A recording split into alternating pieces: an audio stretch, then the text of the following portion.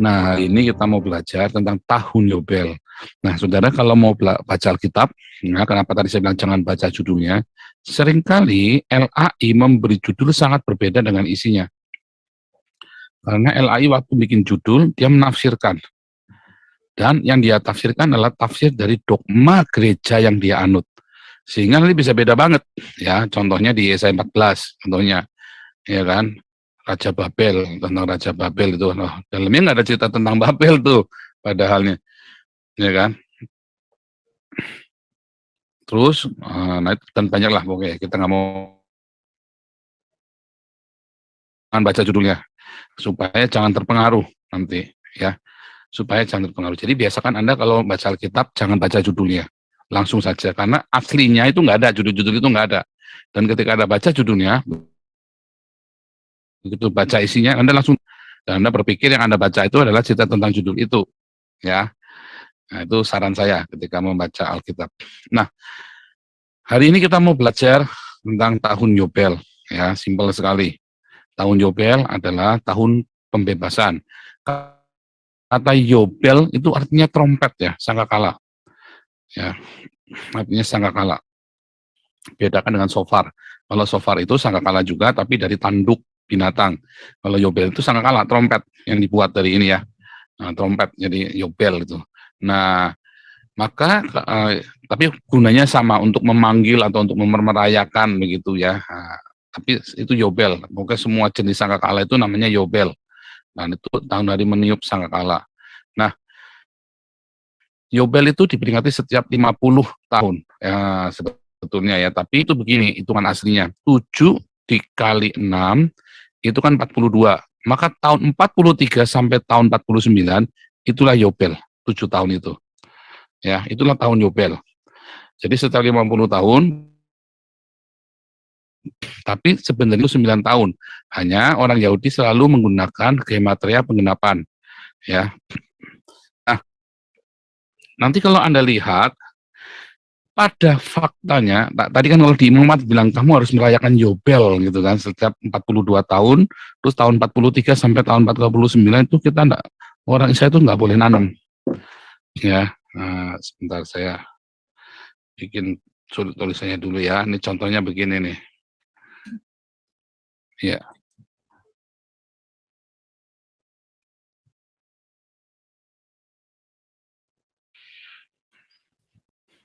Saya mau share screen ya.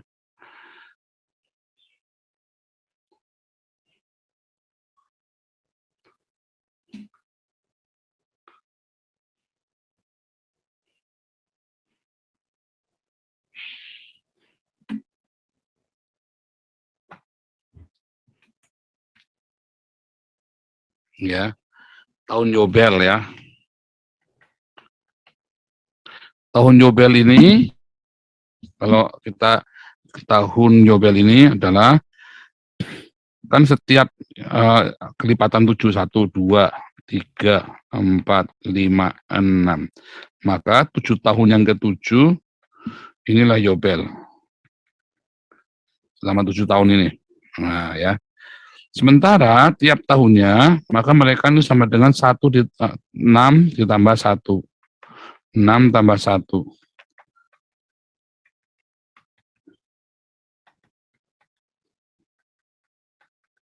Nah, setiap angka 1 ini, maka orang Israel tidak boleh menanamin ladangnya.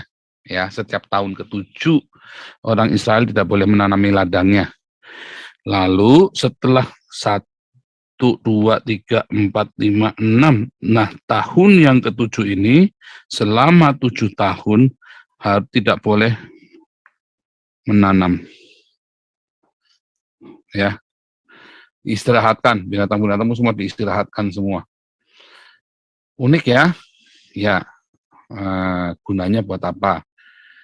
Kalau di Alkitab tidak pernah dijelaskan, tetapi dulu kan saya kan S1-nya kan dari teknologi pertanian, ya. Sebenarnya ini adalah yang disebut dengan masa bera, yaitu masa kosong, jeda, pause, ya. Kenapa? Untuk memutus semua rantai penyakit makanan, penyakit tanaman, ya. Ada bakteri penyakit tanaman, jamur, jamur tanaman, terus pes, hama, ya, masuk tikus, semua segala macam ini. Begitu 1 tahun selesai, di-off-kan, maka populasi dia akan langsung habis. Sangat menurun, sangat menolong sekali. Dan kalau di Jawa itu ada ininya ya, sebenarnya ada masa bera itu ya. Nah, cuman kalau di Jawa susah, karena masa beranya orang Jawa Tengah, Jawa Timur, Jawa Barat, pantai selatan, pantai utara bisa beda-beda. Tapi kalau di Israel mereka seragam, sehingga setiap sabat, tahun sabat tadi ya, setiap tahun sabat, namanya tahun sabat, yang satu-satu ini namanya tahun sabat, tahun ke-7. Itu seluruh serempak, karena ada cara ngitungnya. Sehingga seluruh penyakit tanaman, seluruh bakteri, jamur, hama, tikus, pes itu putus. Lalu mereka mulai lagi baru. Ya, terus 6 tahun, tahun 7, putus setahun.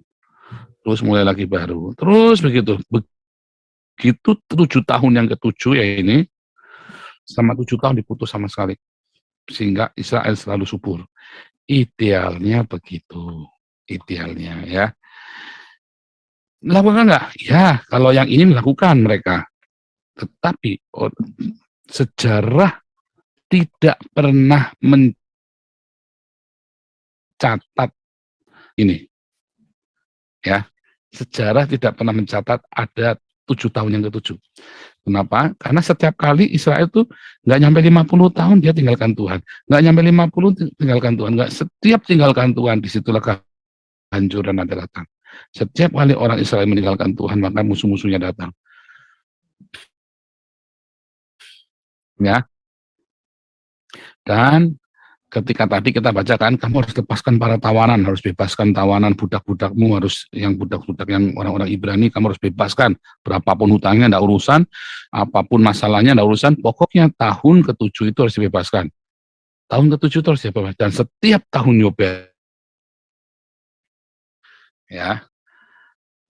Tetapi akhirnya orang-orang Yahudi, orang-orang Israel gagal melakukan yang membebaskan budak. Tanah, ya mereka lakukan. Tapi budak-budak enggak. Akhirnya Tuhan marah. Dalam tanda kutip ya, ingat itu ada sebuah narasi. Maka berkatalah Nabi Yesaya dalam Yesaya 58. Nah, apalagi ini, akhirnya nggak jadi. Ininya gagal, nggak pernah terjadi ini. Padahal di sini adalah masa-masa kedahsyatannya. Nah, nanti kita terangkan. Oke ya, sampai sini dulu. Ini seberapa jam? Oke, masih 10. Nah, kemudian saudara, lalu gimana mereka? Di dalam Yesaya 50 halaman tadi sudah dijelaskan sangat jelas sekali. Ya, orang-orang Israel itu berpuasa, tapi sambil berkelahi. Berpuasa sambil nagih hutang. Berpuasa, tapi mereka sambil menjerat, ya kan?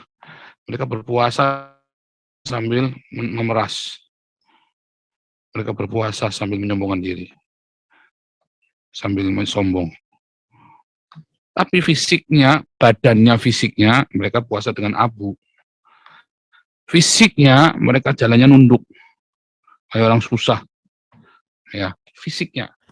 Tetapi rohnya ini berkelahi, lagi utang. Fisiknya mereka pakai semua. Nah, inilah liturgi. Ya, tapi inilah spiritnya mereka yang benar. Wataknya. Nah, di dalam Yesaya 58. Maka itu Tuhan bilang, bagaimana bisa lawan lagi puasa kamu malah memeras, malah kamu menyombongkan dirimu. Tapi aku mau ngasih apu di kepala aku, yang ada urusan.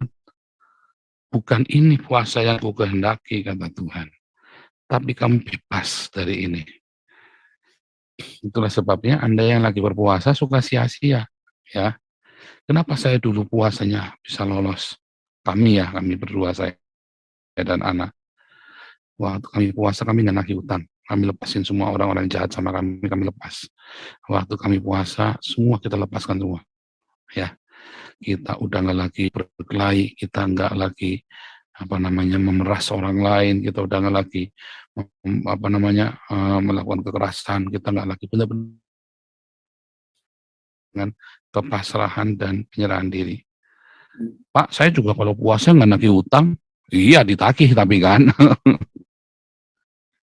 tapi utang, tapi kan ditagih.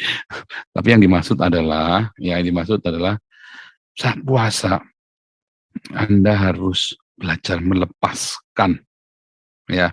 Anda belajar melepaskan semua ego, kesombongan, keangkuhan hidupmu. Bahkan saat puasa tadi dikatakan, apa yang kamu inginkan, kamu lagi kepengen apa, kasihkan ke orang lain. Memberikan kepada orang yang lagi susah, yang lagi kesulitan, apa yang kamu inginkan buat dirimu sendiri. Kalau Anda lagi puasa, tiba-tiba, nah ini kan simpelnya, contohnya, Anda lagi puasa, tiba-tiba Anda kepengen makan bakso. Anda beli bakso, baksonya kasihkan ke orang lain. Anda lagi puasa, tiba-tiba Anda pengen makan capcay, beli capcay kasih orang lain. Anda lagi puasa, tiba-tiba pengen makan ikan hiu, nah ini yang repot, ya kan? Masa harus ada beli hiu, kan cuma kepengen aja Pak, nah iya. Lagi puasa, malah Anda kepengen belinya Alfard, nah beli Alfard kasih ke Pak Paul. Haleluya. Ibu Salma sampai tertawa jahat. Nah, kan. Tetapi ya itulah yang terjadi ya. Itulah berpuasa yang benar. Masalahnya kita seringkali nggak disiplin begitu. Ya, seringkali kita nggak disiplin seperti itu. Artinya apa? Artinya ketika kita berpuasa, justru kita mengumbar hawa nafsu kita. Hanya klise, retorika. Saya puasa Esther, ya retorika. Kalau Anda lagi puasa, Anda pengen apa, ya. Makanya itu tadi kalau lagi puasa pengennya jangan macam-macam. Awas, nanti kalau lagi puasa kamu ketahuan pengen beli Ferrari, kamu Ferrarinya harus kasih ke Pastor Paul Zhang loh. Awas loh, hati-hati. Hati-hati Bu Sarma, ini Bu Sarma puasa tiba-tiba kepengen makan PPK, ya, harus beli PPK kirim ke Jerman. Hati-hati loh. Hati-hati kalau kepengen tuh hati-hati. Jangan sampai nanti Tuhan bilang tuh kasihin sama Pastor Paul tuh. Ya hati-hati. Ya, jadi puasamu itu harus benar-benar. Tadi Yesaya 58. Itulah sebabnya puasamu banyak gagal. Itulah sebabnya puasamu akhirnya cuman uang waktu capek ya, diet lah lumayan lah, bisa buat diet kan. Ya nggak ada ruginya sih puasa itu, bisa buat diet, tetapi Tuhan nggak jawab doamu gitu loh. Ya tapi kalau puasamu doa minta kurus ya mungkin akan terjawab ya. Puasa begitu sehari makan cuma sekali ya kurus. Sehari makan sekali Pak, tapi duren Pak ya repot. Sehari makan sekali makanya babi 5 kilo ya repot. Jangan. Namanya puasa itu kalau bisa malah makannya sayur-sayuran saja. Tapi dulu kami gitu ya, lagi puasa kita benar-benar nggak makan daging, nggak makan apa ya. Itu akhirnya untuk kami selama puasa yang paling marem, yang paling mantap itu tuh masa-masa pemulihan kami itu ya. Dan Tuhan jawab satu demi satu semua doa kami. Tuhan perdamaikan kami dengan semua musuh-musuh kami satu persatu. Tuhan buat kami semua itu berkemenangan. Karena kita memberikan yobel bagi orang lain. Ya, kita memberikan yobel, pembebasan. Yobel. Gimana tadi? Kita memberikan yobel bagi orang lain, ya. Bagaimana dengan Anda? Saya mau cerita tentang yobel yang kali 10 ya, sehingga 7 jurus kali 10. Sebetulnya saya mau cerita itu ya, tapi waktunya nggak keburu. Ini kapan-kapan di kelas evangelis saya ajarkan itu ya, di kelas Imam, saya lupa di kelas 1 saya ajarkan tentang yobel ini ya. Tapi yang ini kita mungkin nggak keburu ya. Di sejarah perjanjian lama. Nah, itu saya ajarkan. Ya, tentang yobel. Tapi hari ini kita sampai ke makna rohani dulu. Jadi singkat cerita sebenarnya, tapi ini keburu nih, mudah-mudahan keburu ya. Oke, keburu deh. Eman-eman soalnya. Kalau Anda lihat di buku saya, judulnya Khilafah Terakhir ya. Judulnya Khilafah Terakhir. Nah ini.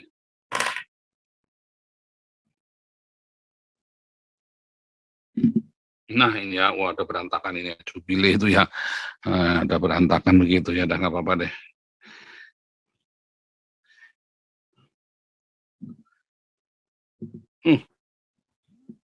Mana ini?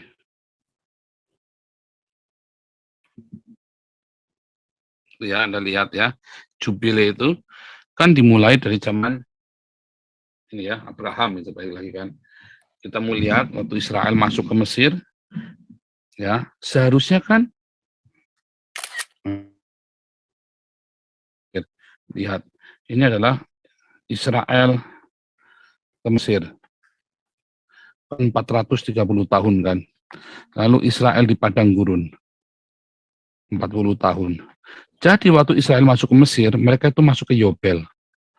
Ya, Yobelnya itu di padang gurun sama di Kanaan. Ya, lalu dari mulai padang gurun, dari mulai Kanaan sampai ke Bait Salomo. Mereka jatuh bangun. Tapi dari Kanaan sampai ke Bait Salomo ya, itu nilai lamanya adalah sekitar 420 tahun. Ya. Nah, 420 tahun juga sama ya. Itulah zamannya Bait Salomo, inilah Yobel. Ya, jadi nanti saya ulangi lagi. Kemudian dari Kanaan Bait Salomo, terus mereka jatuh bangun lagi, lalu dihancurkan Bait Allah kan. Dari Bait Salomo selesai, dari kerajaan pecah, Israel pecah Israel, jadi dua kan, sampai dengan pembangunan selesainya Bait Suci, Bait yang kedua, itu juga Yobel. Dari Bait Suci kedua sampai Yesus itu masuk ke Yobel. Nah, saya sekarang pakai merah ya. Jadi dari Israel sampai ke Mesir itu adalah 420 tahun ya. 430 sampai padang gurun sampai Kanaan, inilah Yobel.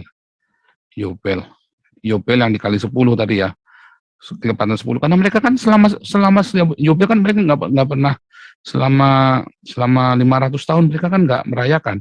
Jadi Yobel tuh tahun ke-420 dari mereka masuk Kanaan sampai ke pembangunan Bait Suci Salomo, mereka nggak pernah Yobel karena kan bolak-balik jatuh dalam dosa. Nah, kemudian Bait Salomo itulah Yobel. Nanti saya jelaskan lagi.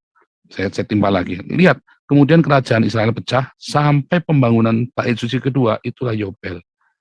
Ya, mereka suruh pulang. Kemudian dari pembangunan Bait Suci kedua sampai zaman Yesus, itulah Yobel. Lihat, waktu mereka masuk Kanaan, mereka meniup sangkakala.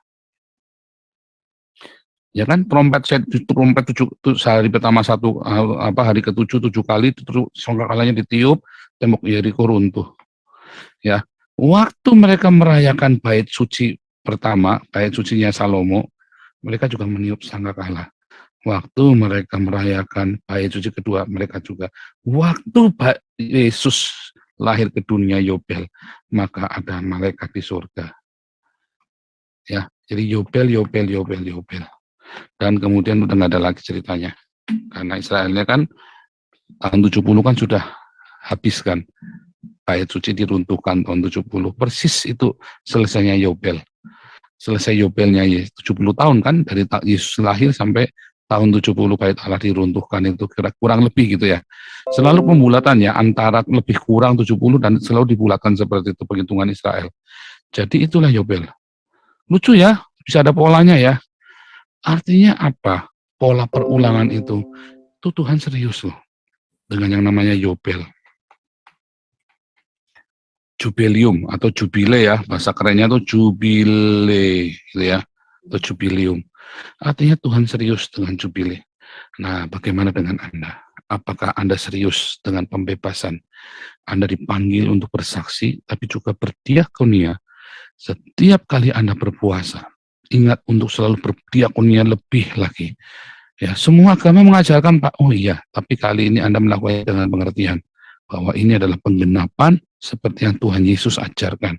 Dan Yesus datang ke dunia dan berkata, Lukas 4 tadi, hari ini ketika engkau mendengar nats ini, genaplah. Ya, genap. Nah, kita ini juga sama. Kita kan serupa dengan Yesus, kita menggenapi nats itu. Ya, kita menggenapi nats itu. Oh, hati-hati. Kalau Anda melakukan firman Tuhan, melakukan Torah, di dalam Matius 5 dikatakan, ya kalau kehidupan keagamaanmu tidak melebihi ahli Torah dan orang Farisi, ya sebetulnya itu lagi cerita apa? Lagi cerita Torah. Kalau kamu tidak melakukan Torah, katanya Yesus, maka kamu tidak masuk surga. Karena di kayosune, kehidupan keagamaan itu, ya itu jadi itu terjemahannya yang kurang pas. Kehidupan keagamaan itu dari kata di kayosune. Kalau kebenaranmu tidak sama dengan kurang daripada kebenarannya orang ahli Torah dan Farisi, kamu tidak masuk kerajaan surga. Artinya apa? Pemahaman kita tentang firman Tuhan. Ya, dan tentu saja kita sudah tahu bahwa setelah Yesus mati dan bangkit, yang kita lakukan adalah perjanjian baru. Ya, tapi perjanjian lama adalah sebuah pemahaman untuk mengokohkan apa yang kita pahami dalam perjanjian baru. Simpelnya apa? Simpelnya adalah lakukan pembebasan, maka engkau akan dibebaskan. Lakukan penebusan, engkau akan ditebus. Dan kita sudah ditebus oleh Yesus, makanya kita bisa menebus orang lain dari kemiskinan mereka, dari kesusahan mereka, dari kelaparan mereka, tapi bukan dari hutangnya mereka. Kalau mereka punya cicilan mobil, jangan Anda tebus. Suruh mereka kembaliin kalau mereka nggak bisa bayar. Beda ya. Tugas kita adalah kasih makan, kasih tumpangan, kasih pakaian. Bukan bayarin cicilanmu atau motornya orang. Ya. Ada batasnya loh. Firman Tuhan mengatakan dengan jelas. Dan itulah yobel bagi mereka. Saat Anda puasa, ya jadikanlah saat puasa itu menjadi yobel kita. Tahun pembebasan bagi kita dan bagi sesama kita. Ya, Anda harus ngampuni utang, bukan utang dagang ya, utang dagang ya tetap tagih, ya, tapi utang yang dia mau makan, anaknya sakit lah, apalah. Nah, saat Anda puasa, pernah ada seorang teman tanya sama saya, Bapak, ini orang utang udah lama Anda bayar, gimana? Ini teman di Indonesia ya, saya bilang, lepasin aja. Eman, Bapak, jumlahnya sekian ratus juta. Saya bilang, lepasin, nanti kamu akan dilepaskan sama Tuhan. Karena kamu nagih juga nggak bisa, malah ribut. Ya, saya mau datengin ini, Pak, pakai ini. Iya. Kamu tak ajari, saya ajari caranya dia kan. Kalau kamu lakukan itu, uangmu habis. Tapi kalau kamu lepaskan, kamu tidak akan terikat. Banyak orang nggak bisa move on karena dia punya hutang dan dia nggak bisa, karena dia ngutangin orang, dia nggak bisa lepaskan. Masalahnya di hutang itu ada dua. Satu, dia badek nggak mau bayar. Dan dengan urusan polisi kan, rugi juga kan. Kedua, memang dia udah nggak mampu. Anda masih mau ngotot-ngotot penasaran. Kenapa Anda nggak percaya sama Tuhan? Itulah masalahnya. Itulah masalahnya kenapa Anda nggak bisa move on. Itulah sebabnya kenapa Anda nggak lepas dari masalah keluargamu. Karena Anda nggak bisa move on. Anda nggak bisa ngampuni orang lain. Ya kan? Wah, kalau ngampuni dosa, wah, saya bisa ngampuni dosanya orang, tapi ini utangnya banyak ya Pak. 400 juta. Itu dia. Saudara tahu banyak orang-orang yang sukses hidupnya karena dia ngampuni. Karena dia melewati masa pengampunan. Ya. Tapi ingat, hutang dagang bedakan dengan hutang konsumtif. Tapi ada kalanya kita pun hutang dagang pun kita hapuskan tadi ya. Yaitu apa? Yaitu kita memang mereka sudah kolaps. Wah, ini berat ya. Ini ada di pelajaran apostolik ya. Nanti tanya jawabnya ada di pelajaran apostolik. Bagaimana kita bisa mengampuni mereka. Tapi nanti Anda akan ditebus oleh Tuhan. Ya, Anda akan mengalami terobosan dalam keuangan hidupmu. Ketika kamu melepaskan, bukan cuma hutang saja ini ceritanya ya, tapi juga pengampunan, tapi juga kasih, terutama diakonia dan marturia. Terutama Anda ketika berdiakonia kasih makan, makanya jangan pelit-pelit. Ya. Kalau berdiakonia itu jangan pelit-pelit. Kenapa? Ya, ayo militan, nanti Anda akan diberkati. Saya nggak lagi cerita, wah nanti kalau kamu beri 1 nanti dikasih 10, enggak ya, sorry ya, saya nggak lagi promosi teologi kemakmuran, tapi saya lagi cerita kepada Anda bahwa kalau Anda ingin mengalami terobosan dalam hidupmu, stuck, berikan pembebasan. Nah, diakonia itu adalah salah satu cara membebaskan orang dari kelaparannya mereka, dari kemiskinannya mereka, dari kesusahannya mereka. Ya, ayo, siapa yang mau diakonia? Nah, ikut ya, ikut diakonia. Militan, jangan militan. Oh, saya militan, saya mau ikut sama Pak Gibet lagi kan. Mau ikut Gibet militan, oh salah. Diakonia dengan militan. Nah, ini saya kasih rekeningnya nih. Wah, buntut-buntutnya kasih duit juga kan. Bukan buat saya loh ya. Diakonia militan. Nanti Anda akan mendapatkan pembebasan dan Anda akan mengalami terobosan-terobosan dalam kehidupan. Balik lagi ya, ujilah segala sesuatu. Nah, diuji. Uji. Ya kemarin beberapa orang sudah kesaksian kan. Uji, jangan takut. Ya, kalau saya sudah nguji. Ya, saya sudah nguji. Tuhan Yesus memberkati.